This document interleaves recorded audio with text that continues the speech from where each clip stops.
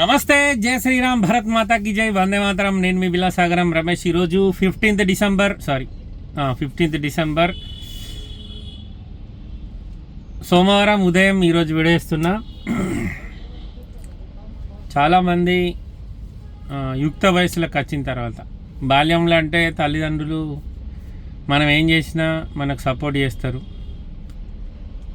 బయట ప్రపంచంలోకి మనం ఎప్పుడైతే కొంచెం కష్టపడి ఏమన్నా సంపాదించి మనకంటూ ఒక సమాజంలో ఒక స్థానం ఏర్పరచుకుందామని చాలా కష్టపడుతూ ఉంటారు. ఎంత కష్టపడ్డా ఫలితం కాడికి వచ్చేసరికి లాభాల కంటే నష్టాలు ఎక్కువ అవుతాయి. కింద మీద పడి ఎన్ని ప్రయత్నాలు చేసినా మనిషి సక్సెస్ కావడానికి చాలా ఇబ్బందులు వస్తాయి. ఇబ్బందులు పడుకుంటూ కూడా సమాజంలో నిలబడాలని ఎంతో కష్టపడుకుంటా మెల్లమెల్లగా ప్రయత్నాలు చేస్తూనే ఉంటాడు. ఒక స్టేజీలో సరే సమస్యలు అనేటివి కామన్గా వస్తూనే ఉంటాయి, పోతూనే ఉంటాయి. మనం మానవ ప్రయత్నంగా మనం చేసుకుంటూ పోదామని ఒక స్టేజ్కి వచ్చినప్పుడు కుటుంబ సభ్యుల ఒత్తిడో లేకపోతే మనం ఎవరిని ఇష్టపడి మనం పలానా అమ్మాయిని నేను ప్రేమించిన కుటుంబ సభ్యులకు చెప్పినప్పుడు అప్పుడు కూడా మనం ఫెయిల్ అవుతాం. మనల్ని ప్రేమించిన వాళ్ళు కూడా మన పరిస్థితి మంచిగా లేదని వదిలేసి ఇప్పుడు పరిస్థితి మంచిగా ఉన్న వాళ్ళ దగ్గరికి వెళ్ళిపోతారు. సరే, కొంతకాలం మన టైం బ్యాడ్ ఉంటుంది. ఇక మనకు తప్పని పరిస్థితులలో మనం అమ్మ నాన్న చూపెట్టిన సంబంధం ఏదో ఒకటి చేసుకొని సెటిల్ అవుతాం, మంచిగా బతుకుతాం. అక్కడికి అయినాక కూడా మళ్ళీ సమాజంలో నిలదొక్కోవాలని మళ్ళీ కష్టాలు పడతాం, మళ్ళీ ఎన్నో బాధలు పడతాం. ఇటు ఫ్యామిలీ ప్రాబ్లమ్స్, అటు సమాజంలో సరైన ప్రోత్సాహం లేక మనకు బిజినెస్ ప్రాబ్లమ్స్. మనిషి ఇక జీవితం ఇంతే, ఇక నా వల్ల అయితలేదు, నేను ఎంత చేసినా ఇంత నిజాయితీగా ఉన్నా నేను ఏ పని చేసినా నాకు లాభాల కంటే నష్టాలు ఎక్కువ అవుతున్నాయి, భరించలేకపోతున్నా, ఇక మన బతుకు మారది అని చాలామంది ప్రాణత్యాగాలు చేస్తూ ఉంటారు, సూసైడ్ చేసుకొని. కానీ మనిషికి టర్నింగ్ పాయింట్ అనేది ఒకటి వస్తుంది. అది మన వయసు 25 రావచ్చు, 30 రావచ్చు, 35 రావచ్చు, 40 రావచ్చు, 45 రావచ్చు, 50 రావచ్చు, 55 రావచ్చు, 60, 70 కూడా రావచ్చు. ఎప్పుడు కూడా ఇక అయిపోయింది నా బతుకు గింతే అని మాత్రం ఏం జరిగినా పర్లేదు. మీరు రోడ్ల మీద చూడురి, ఒక్కొక్కడు వాళ్ళ అమ్మ నాన్న ముసలోళ్ళు అయి వాళ్ళు బయట ఏదైనా పని చేసి తీసుకొచ్చి ఇస్తే తినుకుంటూ తిరిగేటోళ్ళు ఇప్పటికి ఉన్నారు భూమి మీద, ఇప్పటికీ.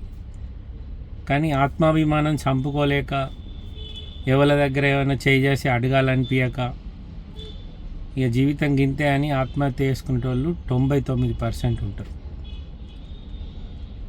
అంటే ఇప్పుడు ఒక వ్యక్తి మనకు సాయం చేసిండు అనుకోరి, ఆయన సాయం వల్ల మనం పైకి రావాలని ప్రయత్నం చేసినాం, ఫెయిల్ అయినాం.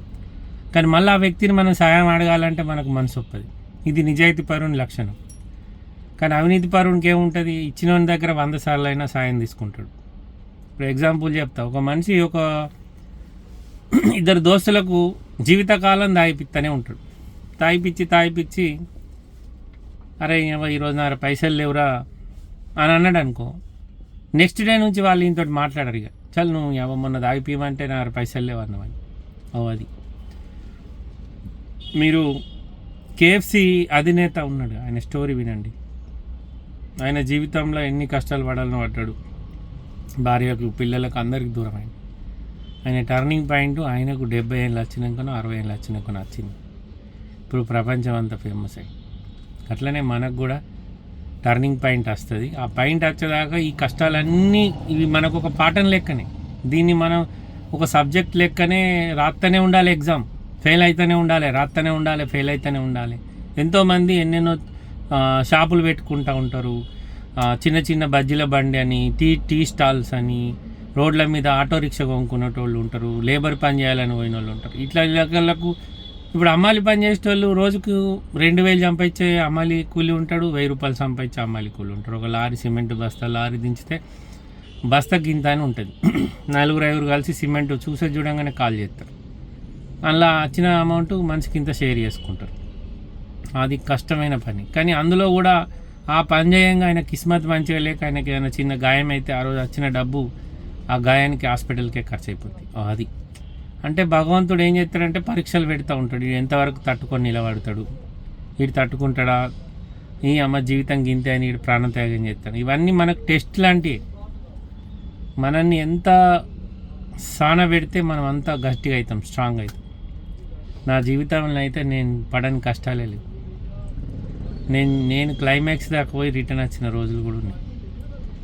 అట్లా అని అయిపోయింది జీవితం. ఇక మనం మారమని మాత్రం ఎప్పుడు నేనైతే జరిగిపోయిన దాని గురించి ఎప్పుడు బాధపడుకుంటా. నష్టపోయింది ఇప్పుడు నాకు నా బండ్లు చాలా బండ్లు యాక్సిడెంట్ అయినాయి. నేను ట్రావెల్స్ నడిపినప్పుడు మస్తు బండ్లలో నష్టపోయినా. కానీ ఎప్పుడు కూడా ఇక గింతే ఇక జీవితం ఆగిపోదామని మాత్రం అనుకోలేదు. మళ్ళీ ప్రయత్నం చేసిన, ఫెయిల్ అయినా ప్రయత్నం చేసిన, ప్రతిసారి దెబ్బ తగిలిన ప్రతిసారి అంతకు మించి ప్రయత్నం చేసిన తప్ప ఆగిపోలేదు. ఎప్పుడైతే మనల్ని ఇట్లాంటి విషయాలల్లో మనం బాధపడకుండా ధైర్యంగా నిలబడతామో మన ఓటమి కూడా మనం చూసి భయపడుతుంది. అబ్బాయి ఎన్నిసార్లు ఓడిపోయినా భయపడతలేడు, మళ్ళీ నిలబడి పని చేస్తుండు కానీ ఇక మన దరిదాపులో కూడా రాదు.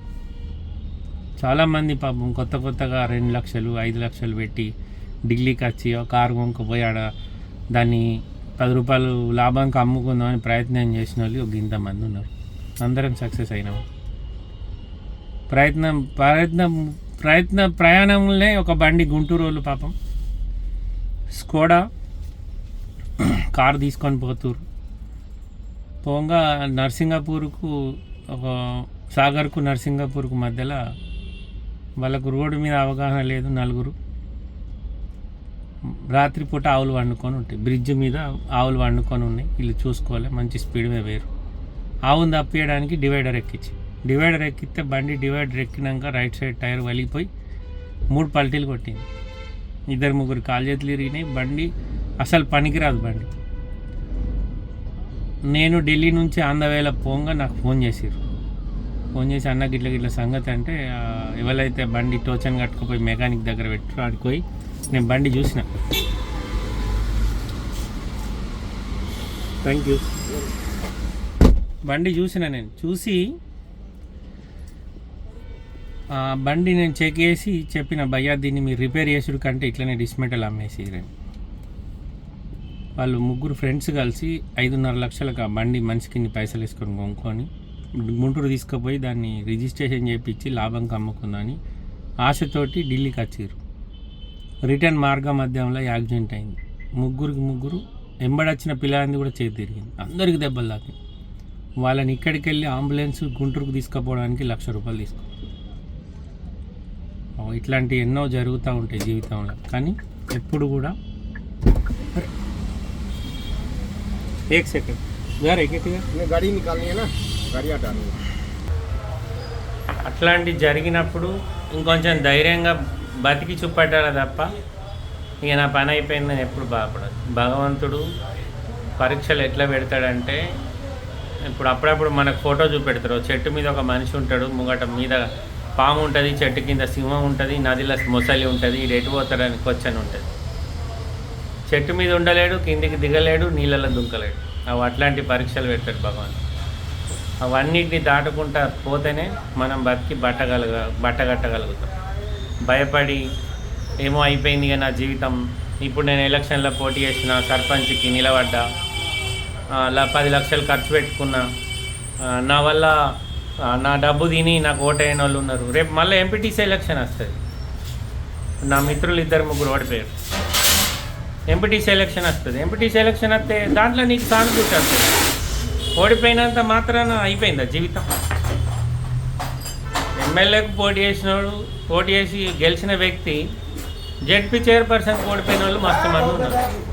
అట్లా అనుకుంటారా? మనకు మళ్ళీ సెకండ్ ఆప్షన్ ఉంటుంది కదా. ఇప్పుడు రిజర్వేషన్ కలిసి వచ్చింది అనుకో, ఇప్పుడు సర్పంచ్కి ఓడిపోయినావు, రేపు నీకు ఎంపీటీసీ ఛాన్స్ ఉందనుకో, ఎంపీటీసీ చేస్తే అదే సానుభూతి. జనాలు కూడా రేపు పాపం మొన్న ఖర్చు పెట్టుకున్నాడు, అందరికీ కాలు మొక్కిండు, దండం పెట్టిండు, ఇప్పుడు మళ్ళీ అవకాశం వచ్చింది, సరే ఇప్పుడు గెలిపిద్దాం తీ అని గెలిపిస్తారు. అంతకుముందు మా ఫ్రెండ్ ఒక ఆయన సర్పంచ్కి పోటీ చేసి ఓడిపోయింది, ఈసారి సర్పంచ్కి గెలిచింది.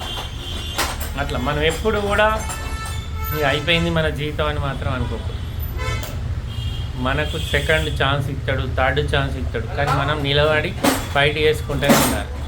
ఇక అయిపోయింది జీవితం అనుకుంటే అసలు భూమి మీద ప్రతి ఒక్కరికి సమస్య లేనోడు నాకు బొచ్చడు, అయినా కానీ నా పని నేను చేసుకుంటాను. సమస్యను మైండ్లో పెట్టుకోండి, ఫస్ట్ లైట్ తీసుకుంటే సరే చూద్దాంతో ఏం జరిగేది ఉంటే కదా, అంతే, అంతకు మించి వేరే ఏం లేదు.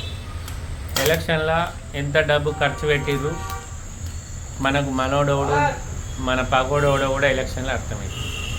మళ్ళీ అవకాశం వచ్చిందనుకో ఫస్ట్ పగోని దగ్గరికి వాడినే రిక్వెస్ట్ చేయి, మన దండం పెట్టు, కాలు మొక్కు, అరే భయ్ నేను ఖర్చు పెట్టుకుని ఓడిపోయిందా ఈసారి అన్న గెలిపోయిందంటే వాడు కూడా ఆలోచిస్తాడు, నిజమే కదా. అంతేగాని అయిపోయింది జీవితం అని మాత్రం కుంగి కురిసించిపోయి అయిపోయింది నేను బతకలేనని మాత్రం అనుకో. ముందు మంచి భవిష్యత్తు ఉంటుంది మనకు. ఓకే సార్, ఏమైనా మిస్టేక్ మాట్లాడితే సారీ. నమస్తే, జై శ్రీరామ్.